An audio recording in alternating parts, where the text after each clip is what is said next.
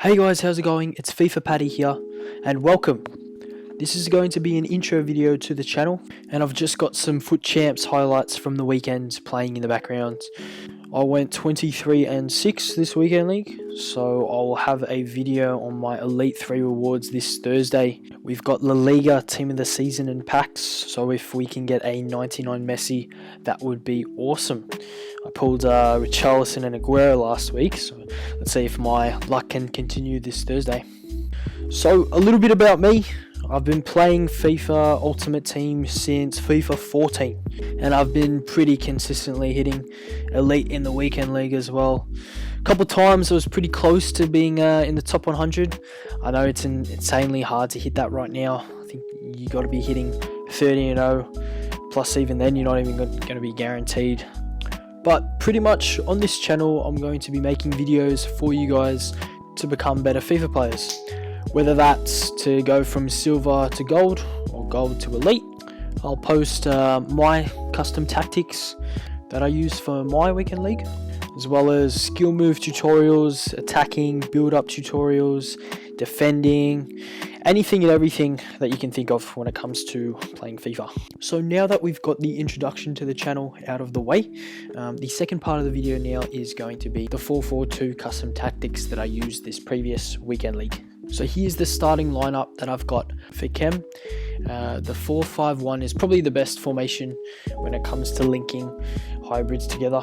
As you can see, I've got some nice red picks that I got from last weekend league, and you can see that I was testing out Team of the Season, Henderson, Mahrez and Trent as well. As you can see, everyone here's got full Chem except Trent Alexander-Arnold.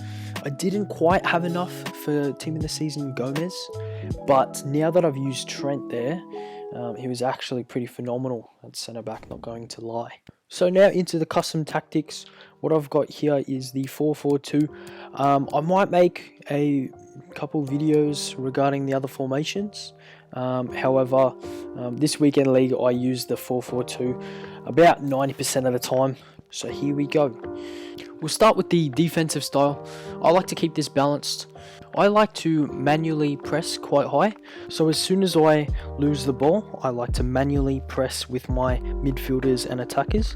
And unless the opposition starts hitting some long balls or switches quite early on, I will keep my defensive style as balanced, width at 5 and depth at 6. With a depth of 6, let's say if he's playing possession based and he's in my defensive half, then I'll defend with the 4 midfielders, try and cut off the passing lanes so that he can't get the ball into his forward. With this high line, it also means that if he does break through my midfield line, he's still going to be roughly around the outside of the box. So unless he's got a really good angle, it's not really a direct scoring opportunity unless he takes another, let's say, skill move or something to break past one of my defenders too.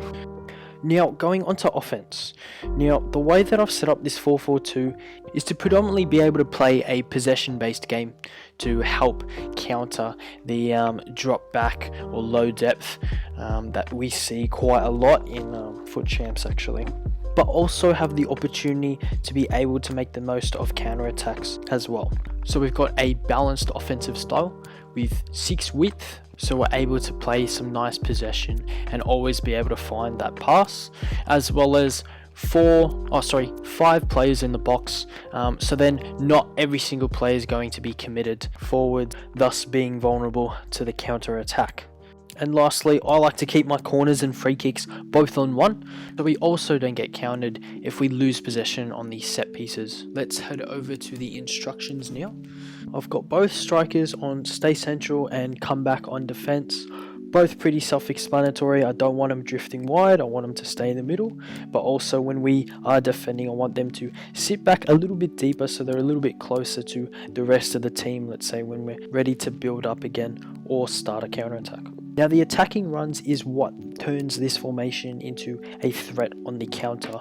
I've got one of them on target man and one of them on get in behind. This way, as soon as you have possession of the ball or you reclaim possession in your defensive half, you'll have one of your players showing to feet and you'll be able to receive the ball and turn, and you'll have the other player making the run in behind.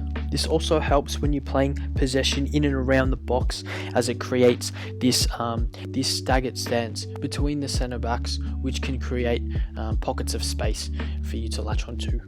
Both wingers I've got come back on defense to help in that transition, as well as get into the box and get in behind. Get into box helps when you're swinging the ball in from wide areas, and get in behind helps with the support from the wide areas when you're on a counter attack and you're linking up between the two centre forwards. I've got stay back while attacking on the two centre mids so that they don't make any silly runs in behind, as well as I've got cover centre, which is pretty self-explanatory as well. And now the fullbacks, I leave them on balanced attack because this helps reduce the distance between the fullback and the winger, which is where a lot of the build-up is going to be made in this formation. It also means with the fullback slightly higher up, you have the opportunity to cut out counter-attacks from the opposition to the wingers if you do decide to press out with the fullback and intercept the ball coming into his winger. Now, if I do find that my opposition is hitting through balls in behind my fullbacks, or if he's got stay forward on the wingers, then I'll just switch to stay back while attacking. And I've also got overlap, of course, on the run type, so that way he's always going to be running on the outside of the winger, and he's not going to be coming into the middle area where the centre mids are. Now, lastly, I've also got instructions on the goalkeeper. A lot of people forget about this, mainly because it's usually not the most important instruction for the average player. But for me, with such aggressive defending that I do and such a high line that I usually play, I've got comes out for crosses and, most importantly, sweeper keeper.